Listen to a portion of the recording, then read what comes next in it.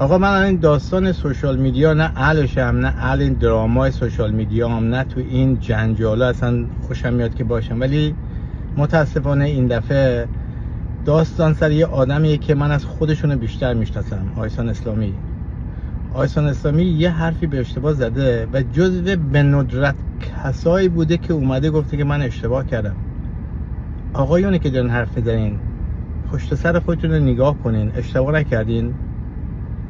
بک‌گراندای خودتون رو نگاه کنین، اشتباه نکردین. کدومتون اومدین تو سوشال میدیا بگین که من اشتباه، یا حتی قبول بکنین که اصلا من همین چه کاری کردم؟ این شخص اومده جلوی 10 میلیون گفته من اشتباه کردم. این جزء آدمایی که این جرأت رو داشته که اومده. این آدم باید تحسین بشه. تحسین به خاطر این کاری که کرده. حرفای شما رو شنیده، اومده معذرت خواهی کرده. خودش هم میگه هنوزم که هنوزه خودش ناراحته از این داستان. چرا میخوان از این داستان یه داستان بسازین؟ چرا این؟ من واقعا داشتم ویدیویی که نگاه میکردم، شما که دم از ادعایی که ایرانی‌ها باید متحد باشن، شما خودت داری از همین الان داستان زنونه مردونه میکنین. چی میگی تو؟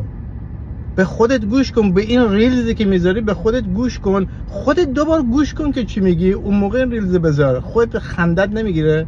مردم زرنگ‌تر از این حرفا نکنین این کارو.